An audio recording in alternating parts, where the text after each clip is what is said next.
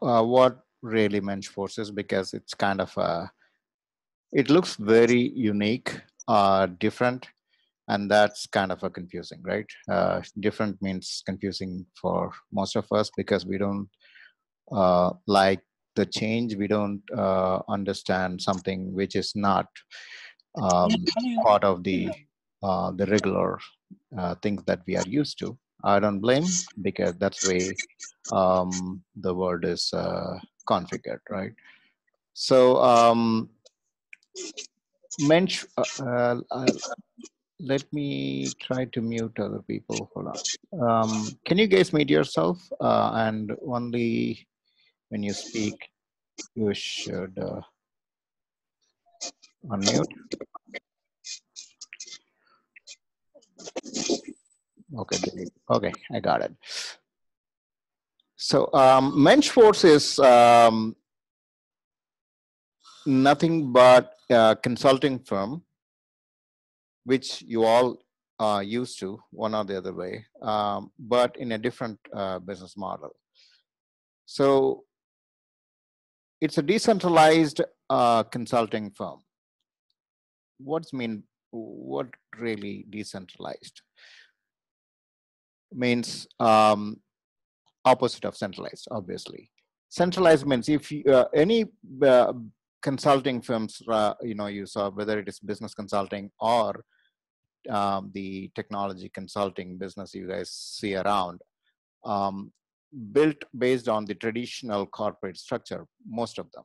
Some of them are associations, kind of a similar consortiums like us, but we are very different than most of them.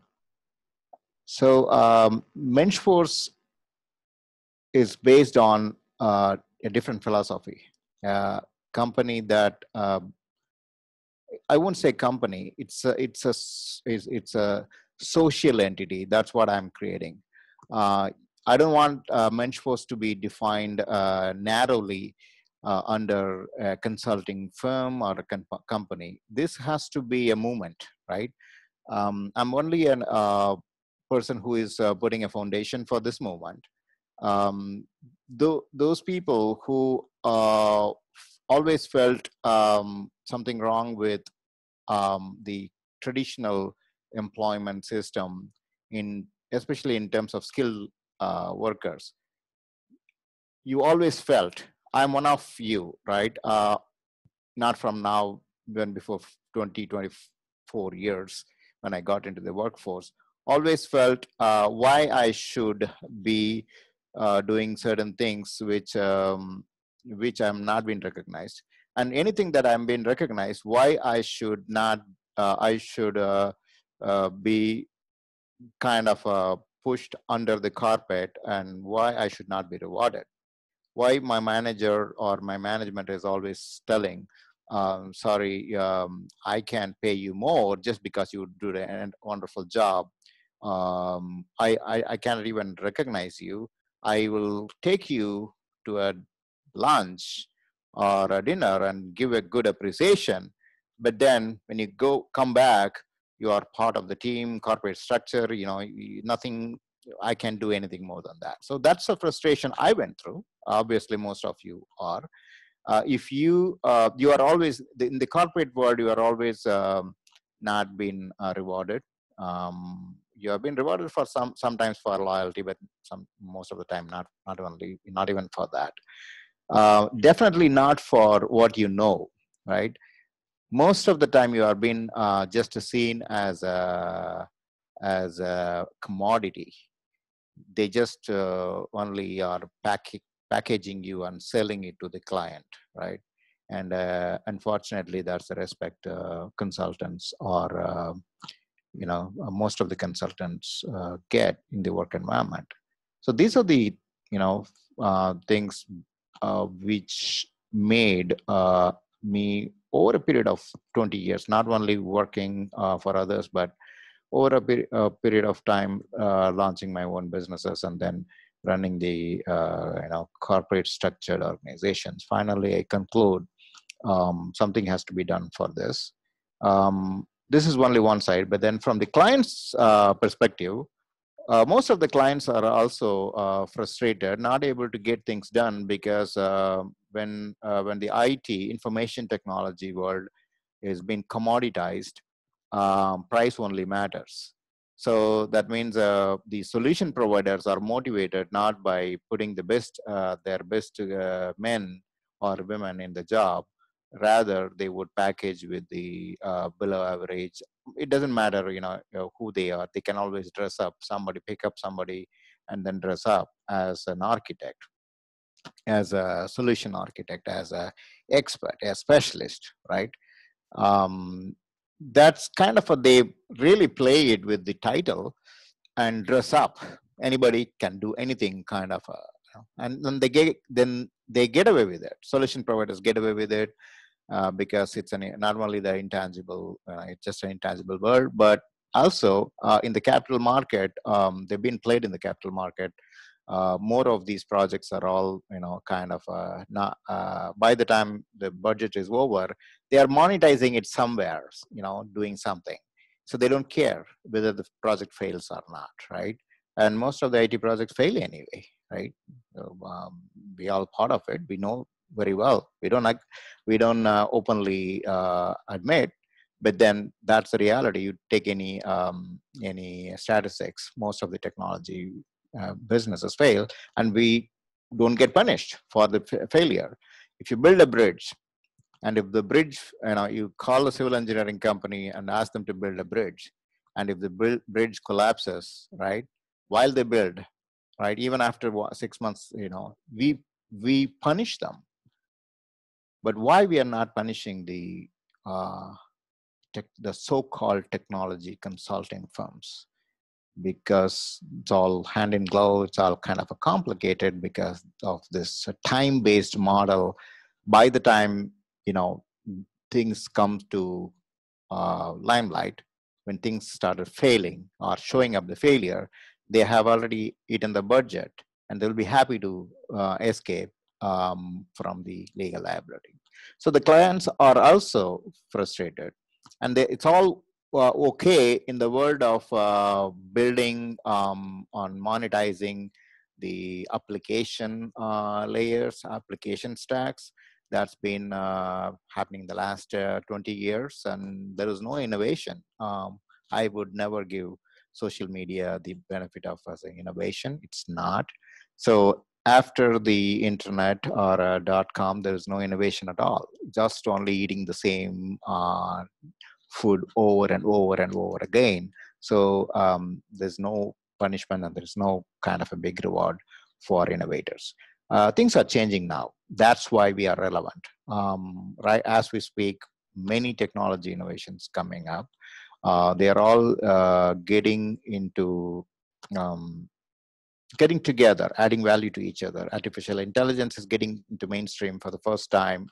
Um, Although the AI is trying to come to the mainstream for 4 decades, but right now with the data sets available to train the models and so much of other things, including the trust, which AI systems did not have before, the blockchain is coming to the equation to, and then uh, taking the central authority away from to have a control on the privacy part of it, and then Internet of Things to track and trace and get the relevant data in real time from the edge devices.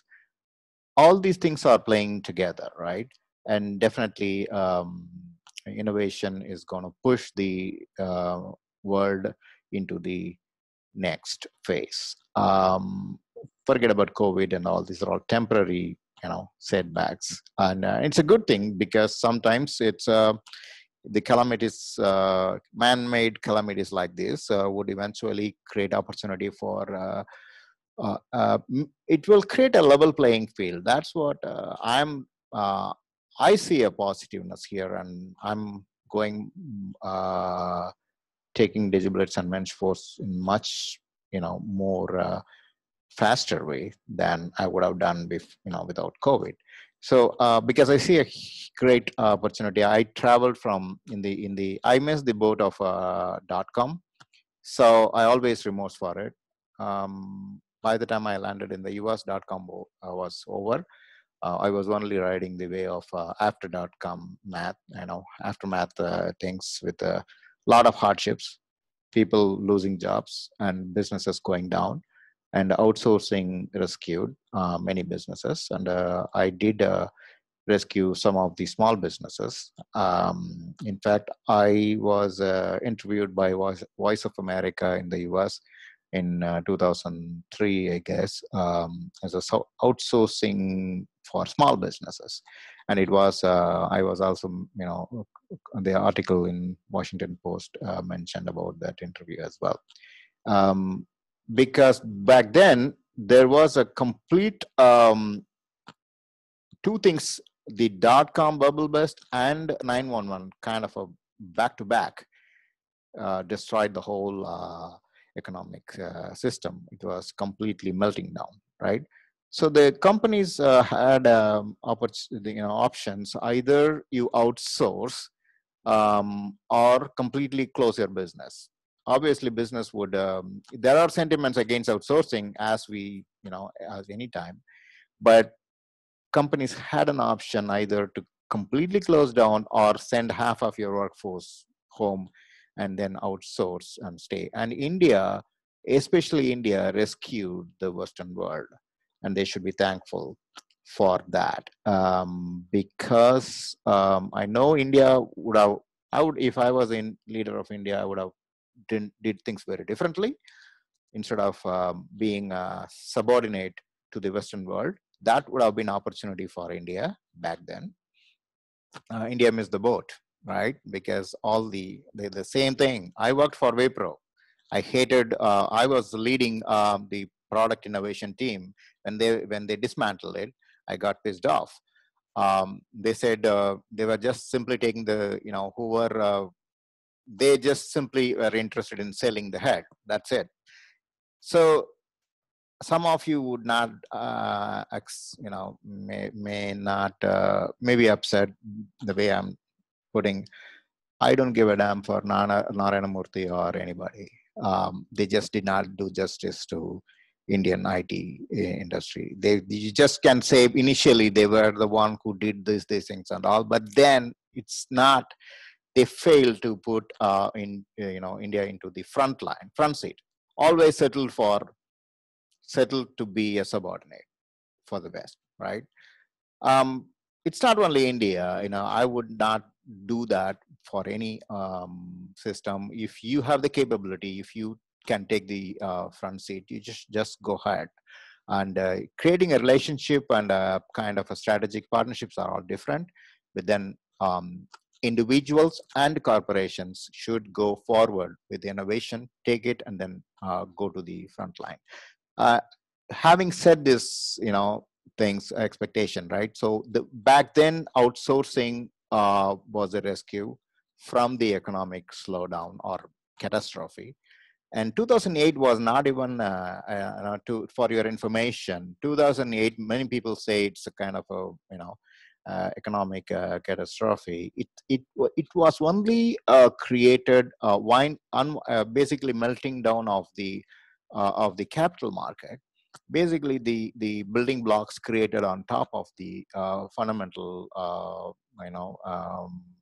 the business economics in the derivative business, right? So derivative is creating more and more and more layers of, kind of interpretations that, derivative over derivative over derivatives, selling the intangibles. So that actually recursively came back, obviously back to the fundamentals. And that did not actually affect the bottom line at all, infrastructure bottom line at all, right? That's why the recovery, by pushing $1 trillion into the economy, they can able to kind of bring it back. But the meltdown, whatever right now happening, is again similar, but then much more worse because of this the COVID. We are unnecessarily putting ourselves into breaking the economic structures all over the world. I would not say just India or US, but all over the world. And that creates an opportunity also, because many configured systems, yeah, entire supply chain. Now this guy is a supplier, provider, and he has a bunch of suppliers, and he would never go and do business beyond these guys. No matter how much fantastic solutions out there, he will not go and buy, or he will not go and get best consultants available. No, the more talented you are, right, the more degrees you have, more PhDs will have to wait for job than bachelor's degree holders. That's because industry is just simply overlooking people because they don't value and they don't feel the need for innovative technologies to help them out in growing their, or sustaining and growing their business. That's all going to change, and that MenchForce is not planned that way, but we are in the right place at the right time, and we should be rejuvenated by now. We should be happy, right? Now, what's the basic philosophy of MenchForce? So the driving philosophy of MenchForce is to create a level playing field, basically the productivity-based brokerless system. Platform means don't take into literal language of technology platform, just a business platform. So basically create a level playing field so that the benefit of some and an individual's productivity outcome of an individual is being amplified clearly, then the benefit goes to the buyer or the system of users, right? That's the, and then they get rewarded directly without the middleman consuming things, right? When I say middlemen are everywhere. Don't think middlemen will exist only in the marketplace. I would say yeah, unnecessary managers within a corporations are also middlemen, right? A lot of consulting firms having fancy titles of this vice president, that vice president, and all. Most of these titles are useless. They don't add any value. They just only are middlemen, right? Eating the biggest pie out of the whole thing. And that's not right. That's simply not right, right? That's a foundational thing about MenchForce. So how to solve this problem? Yes, it sounds good. Philosophy sounds good, but then how to get it done? The only way to do is not to do the corporate way. So what I have designed is, since we've been traveling in the blockchain space and did, the AI and other, things in the Internet of World, I quickly understood how best the new generation organizations should work. Back in 2009, 2008, I guess, I did come with a kind of a concept of people-owned organization, right? The citizens-owned organization. When I shared it with my auditor, he kind of he just did not understand this, and then he kind of laughed at it. It's not possible. When I say why it is not, if it's 2008, okay, 12 years ago. When I said if public listed companies are owned by shareholders, and why not an organization where I can make citizens, all the citizens, as my shareholders, right, by default. Of course, he was right. There is no structure. There is no organizational structure that exists, because corporations are extension of government. It doesn't matter what type of company you launch, whether private limited or LLC or whatever, right? They're all seen by government as an extension of government. It's so true. Private limited, if you need a protection under private limited or incorporation in the US, you got to, it is still, they can come and shut you down, or they can do whatever they want to put you out of business. Even proprietorship, right? If you create a proprietorship, they just can stop your business or control your business in the form of tax authorities and other things, right? So it's the stakeholders. It's all kind of a very difficult in such as a citizens, as a stakeholders. But then it's kind of, I did not give up on it. It was cooking in the back burner for 4 years, until the right time came.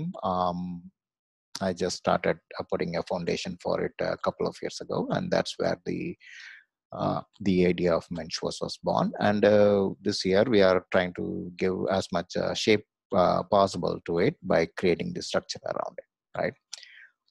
So the organization is it is a cooperative styled technology consulting organization where all the people who are the members of this society are consultants. So all consultants come together to form this society, members of the society. And we also invite the clients as the member of the society and other stakeholders, including the government if they want to get involved, right, later. So government usually care for tax money, which we will give them, right, in a legal way, right? But we would not be controlled by government uniquely. Why? Because we are a blockchain run company. They don't have a say. We're not, there is going to be an LLC. There is going to be some legal entities to take care of the regular corporate affairs. But other than that, the society itself is run on blockchain. It's an autonomous organization.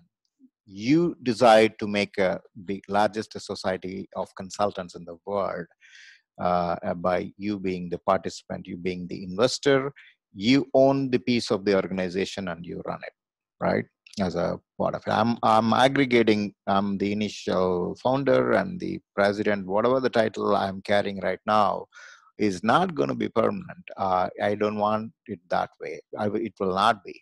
Maybe for a couple of years, right? Then the society will have its own process. And I set the baseline for it. There is going to be 3 legal entities. The MenchForce LLC is the corporate for all corporate affairs in terms of dealing with the labor departments and dealing with the tax and all.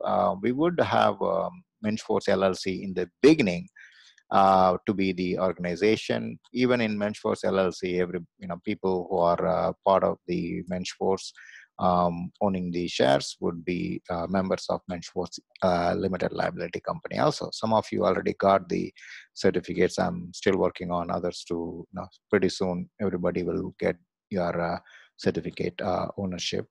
So MenchForce LLC may look like a main organization, but it's just kind of a core organization to aggregate things in the beginning. Over a period of time, it will become kind of irrelevant because this society will take over the whole thing. So society should be seen with 3 legs. One, the MenchForce LLC now, and then 2 other consortiums to a kind of a non-profit organizations.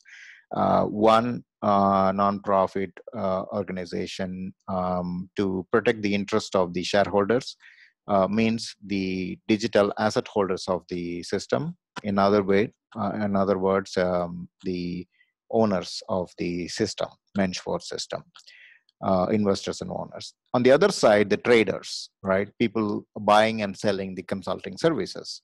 So they are the traders. Many of you are going to be both. So if the moment you buy a share from the MenchForce system, you become an investor. So you are going to be part of the MenchForce foundation. And then you also start working in the system by bringing your effort, in terms of creating products and solutions and services. Then you become a trader. Then you also are going to be part of the Traders Association. Over a period of time, these 2 communities will grow individually. I designed it that way because over a period of time, we will not know where the mensch force will go to, how it will get developed. It should, I would hate to use the word may, but it should, and we should all work together to make it as a Amazon for the consulting world. When that happens, the world will be divided into, this world will be divided into two.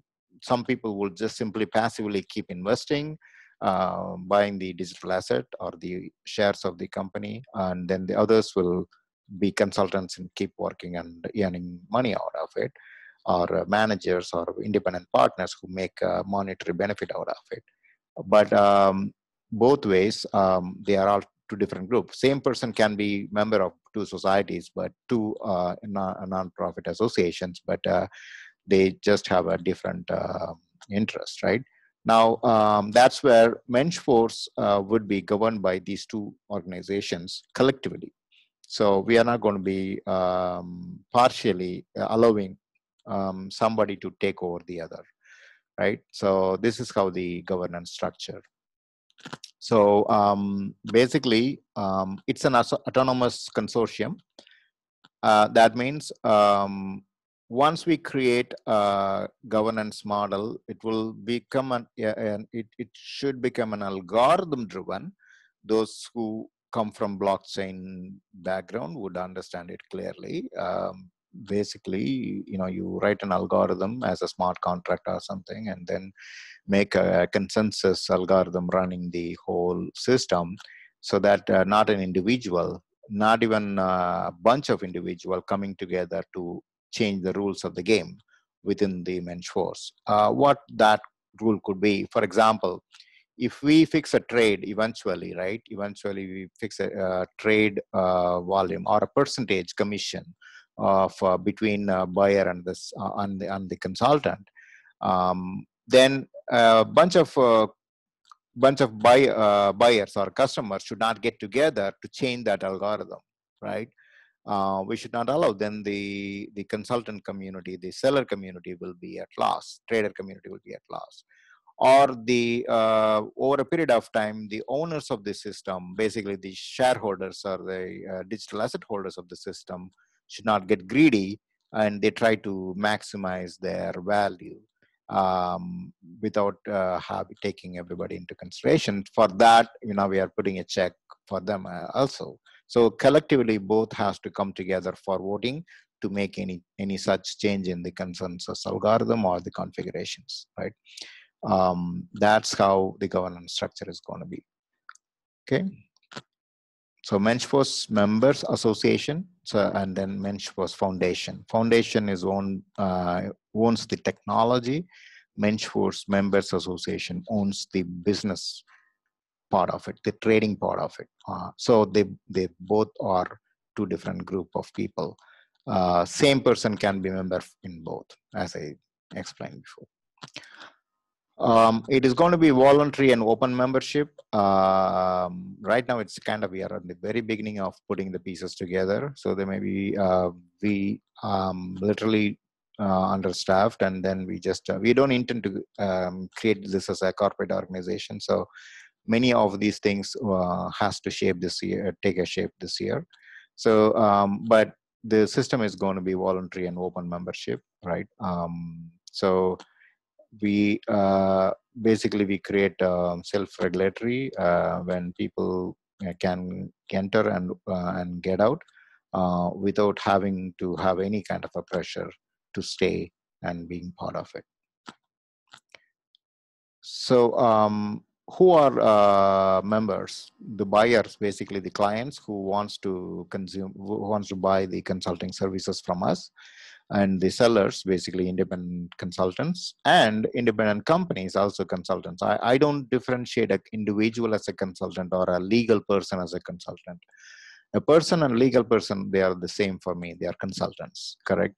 And so even we will be welcome, we will welcome the companies to participate as a seller at one point of time. But right now we only focus on independent consultants and as individuals. Okay.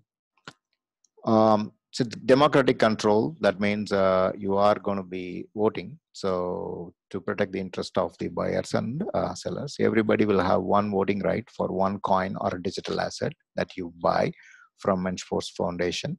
And then MenschForce Members Association is equal participation. That means you just become a member, you get one vote, no matter how much. It's not run by how many coins and all. Members Association is just as a trader.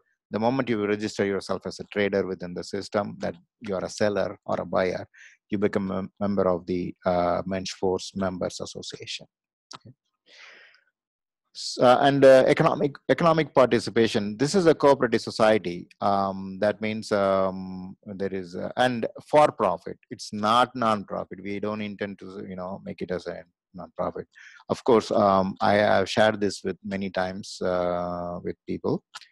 The inspiration comes from none other than or Amul, the cooperative society, largest cooperative society in India, which is growing and still been the successful business, one of the best successful cooperative societies in the world, and still growing, right? The Amul India. So that's it. Imagine Amul India, Amul for milk and related products for agro. We duplicate that for the consulting. That's what MenschForce is. That means everybody is going to monetize. The farmers in the cooperative society, milk cooperative society, the farmers are beneficiary. The individual cows are beneficiary too, because they get good feeding, they get good care, and the farmers make money, and the other people like the doctors and people who are getting involved in the society as a buyer, makers of new generation of products, right? Everybody wins in this society participation, and they all have economic benefits, right? So it's an autonomy and independent. So there will be people, you get, your voice will be heard, and always it's run on. It is eventually going to be running on. Right now, everything is work in progress. So eventually, it's going to be run on by definitely by this year, right? It's going to be run on Karma Capsule Network, the blockchain. That is, the source is going to be open. That means it's going to be immutable, right? Karma Capsule Network. I'm not. I only created Karma Capsule Network to carry my name as obviously as an inventor, but I don't intend to keep that as a private, because it doesn't make sense. The intention of Karma Capsule Network is to create, to break the monopoly game of people playing on the internet, to control and kind of create a massive wealth for themselves. So Karma Capsule Network is to will have a participation from public for the common interest, and it makes sense for MenschForce to run on Karma Capsule Network as well. Okay. It's going to be 40 minutes. We are going to get disconnected, but you can jump back to the same link, okay, when we get disconnected. And education and training and information is going to be continuous process in MenschForce. So every consultant and the partners, getting involved will go through the continuous process of training and the center of excellence around the skill set that you wanted to build yourself around, right?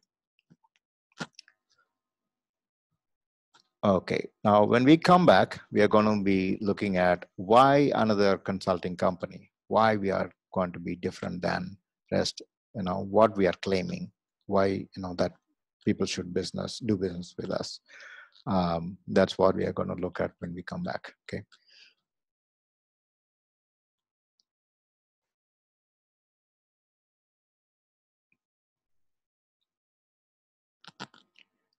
Anyway, until we get disconnected fully, I can continue. So the current industry problems. So the models, the current, as I was telling in the beginning, the consulting business models are not result oriented. They are driven by times, they are driven by commodity trade, business modeling, selling, people just simply consuming the dollars and other currencies